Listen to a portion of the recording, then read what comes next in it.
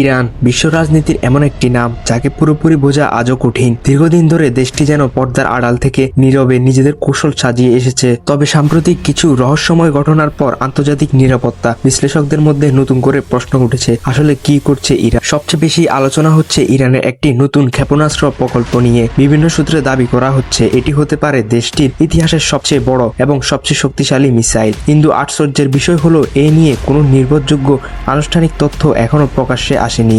নাম, পাল্লা, প্রযুক্তি কিংবা ধ্বংস ক্ষমতা সবকিছুই রয়ে গেছে গোপনে। সম্প্রতি একটি কথিত ফাঁস হওয়া ভিডিও ঘিরে আলোচনার মাত্রা আরো বেড়েছে, যেখানে দেখা যায় একটি বিশাল আকারে গোপন স্থাপনার ভিতরে বড় আকারের ক্ষেপণাস্ত্র তৈরির কাজ চলছে। শুধু দৈর্ঘ্য ও কাঠামো দেখেই অনেকের ধারণা এটি প্রচলিত কোনো মিসাইল নয়। বিশ্লেষকদের কেউ কেউ মনে করছেন এর ইঞ্জিন ক্ষমতা, জ্বালানির ধরন এবং ওজন এমনভাবে তৈরি করা হচ্ছে যাতে কয়েক হাজার কিলোমিটার দূরের লক্ষ্যবস্তুকে আঘাত আনতে পারে। আরও একটি গুরুত্বপূর্ণ দাবি হলো এই প্রকল্প নাকি ইরানের দক্ষিণাঞ্চলের পাহাড়ের গভীরে অবস্থিত একটি অত্যন্ত সুরক্ষিত সামরিক ঘাঁটিতে পরিচালিত হচ্ছে, এমন একটি স্থানে যেখানে সাধারণ মানুষের প্রবেশ তো দূরের কথা, দেশটির অনেক উচ্চপদস্থ কর্মকর্তাও বিস্তারিত জানেন না বলে ধারণা করা হচ্ছে। এই রহস্যের সঙ্গে যুক্ত হয়েছে আরো একটি বড় প্রশ্ন, চীনের সম্ভাব্য ভূমিকা। কিছু অপ্রমাণিত আন্তর্জাতিক রিপোর্টে বলা হচ্ছে উন্নত ইলেকট্রনিক কন্ট্রোল সিস্টেম ও সেন্সর প্রযুক্তি, রাডার এড়িয়ে চলার ডিজাইন এবং বিশেষ ধাতব উৎপাদন সরবরাহের মাধ্যমে প্রযুক্তিগত সহায়তা দেওয়া হয়ে থাকতে পারে। যদিও এইসব দাবির কোনো আনুষ্ঠানিক স্বীকৃতি নেই, তবুও বিষয়টি বিশ্ব রাজনীতিতে নতুন সমীকরণের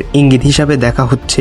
কিছু আলোচনা এমনও বলা হচ্ছে যে এই প্রকল্পের সম্ভাব্য ধারণ ক্ষমতা 80 থেকে 100 মেগাটনের সমতুল্য হতে পারে, যা সত্য হলে ইতিহাসের সবচেয়ে শক্তিশালী অস্ত্রগুলোর একটি হবে। তুলনা হিসেবে প্রায় আনা হচ্ছে হিরোশিমাতে 1945 সালে ব্যবহৃত পারমাণবিক বোমার কথা, যার শক্তি ছিল প্রায় 15 কিলোটন। তবে এখনো অত্যন্ত গুরুত্বপূর্ণ বিষয় হলো এই ধরনের মেগাটন পর্যায়ের দাবি এখন পর্যন্ত কোনো নির্ভরযোগ্য আন্তর্জাতিক সংস্থা নিশ্চিত করেনি এবং প্রচলিত ব্যালিস্টিক মিসাইলের সঙ্গে এই ধরনের ধারণ ক্ষমতার সরাসরি সম্পর্ক থাকে না। তাই এইসব সংখ্যাকে যাচাইহীন অনুমান হিসেবে দেখা উচিত। প্রশ্ন হচ্ছে ইরান কেন এমন একটি প্রকল্পে যেতে চাইবে। বিশ্লেষকদের মতে এর পেছনে রয়েছে জটিল ভূরাজনৈতিক বাস্তবতা। প্রশ্ন হচ্ছে ইরান কেন এমন একটি প্রকল্পে যেতে চাইবে। বিশ্লেষকদের মতে এর পেছনে রয়েছে জটিল ভূরাজনৈতিক বাস্তবতা। ইসরায়েলের সঙ্গে দীর্ঘদিনের উত্তেজনা, যুক্তরাষ্ট্রের নিষেধাজ্ঞা এবং আঞ্চলিক প্রতিদ্বন্দ্বের কারণে তেহরান নিজেদের নিরাপত্তা জোরদার করার কৌশল নিচ্ছে। ইরান বরাবরই দাবি করে এসেছে তাদের সামরিক কর্মসূচি আত্মরক্ষামূলক অগ্রাসনের জন্য নয়, কিন্তু প্রশ্ন থেকেই যায় সবকিছু আত্মরক্ষার জন্য নয়, তাহলে এত গোপনীয়তা কেন? কেন পাহাড়ের গভীরে স্থাপনা? কেন এমন প্রযুক্তি নিয়ে আলোচনা যার প্রতিটি ধাপ আন্তর্জাতিক পর্যবেক্ষণে? অন্যদিকে অনেক বিশ্লেষক মনে করছেন এটি কেবল একটি অস্ত্র প্রকল্পের বিষয় নয়, বরং বিশ্ব রাজনীতিতে নতুন শক্তি ব্লকের সম্ভাব্য ইঙ্গিত, যেখানে কিছু দেশ প্রকাশ্যে নয় বরং নীরবে একে অপরকে সহযোগিতা করছে।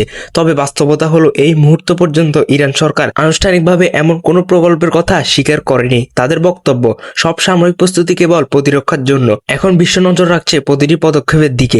আন্তর্জাতিক গোয়েন্দা সংস্থাগুলো পরিস্থিতি পর্যবেক্ষণ করছে। হয়তো সামনে আরো তথ্য প্রকাশ পাবে, নতুন ভিডিও আসবে কিংবা হঠাৎ করে সামনেই আসবে এই রহস্যের প্রকৃতি চিত্র। কারণ ইতিহাস বলছে সবচেয়ে বড় খবরগুলো অনেক সময় নীরবতার আড়ালেই তৈরি হয়, আর সেই নীরব পরিকল্পিত কৌশলই ইরানের সবচেয়ে বড় শক্তি। আপনার কাছে কি মনে হয়? আপনার মতামতটি কমেন্ট বক্সে জানিয়ে যান এবং আমাদের আপডেট টিভি চ্যানেলটিকে সাবস্ক্রাইব করে পাশে থাকুন। ধন্যবাদ।